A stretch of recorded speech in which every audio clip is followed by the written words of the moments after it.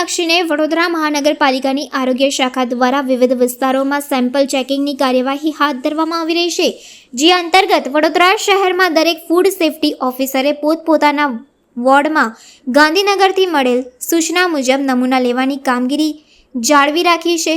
આજ રોજ વડોદરા શહેરના અલકાપુરી વિસ્તારમાં આવેલ વૈભવી હોટેલમાંથી પનીરના નમૂના તપાસ અર્થે લેવામાં આવ્યા હતા। અધિકારી દ્વારા જણાવવામાં આવ્યું હતું કે રિપોર્ટ બાદ આ પનીર ખાદ્ય છે કે અખાદ્ય તે જાણી શકાશે। હોટેલમાં ઇન્સ્પેક્શન દરમિયાન કિચનની અંદર ફૂડ ઇન્સ્પેક્ટરને ખુલ્લો ખોરાક જોવા મળ્યો હતો, તેના ઉપર યુઝ બાય ડેટ ન હતી, જે અંગે અધિકારીએ કેટલા દિવસ ચાલશે તેવું પૂછતા 5 દિવસ ચાલશે તેવો જવાબ મળ્યો હતો, પણ યુઝ બાય ડેટ લખી ન હોવાથી ખોરાકનો નાશ કરવામાં આવ્યો હતો।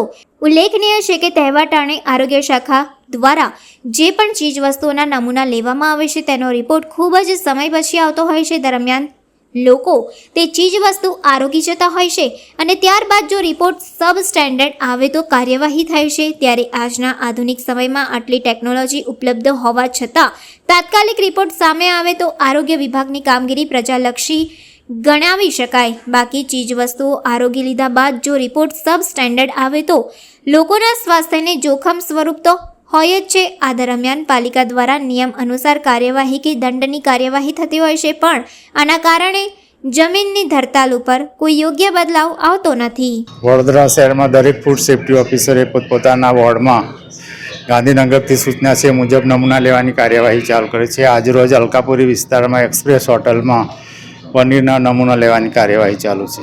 એ તો રિપોર્ટ આવ્યા પછી ખ્યાલ આવે, જોયા પછી સબ સ્ટાન્ડર્ડ છે એવું ના કહી શકાય। રિપોર્ટ સામાન્ય રીતે રિપોર્ટ આવી જાય, રિપોર્ટ આવવાને વાર લાગતી હોય ત્યારે બધા લોકો આરોગી જાય છે, તો પછી એ કયું સ્ટાન્ડર્ડ તમે માનો છો? રિપોર્ટ કાયદા મુજબ આવતો હોય છે, પછી આગળની કાર્યવાહી થતી હોય છે। કાયદા મુજબ તો એનું પ્રોસિજર હોય છે।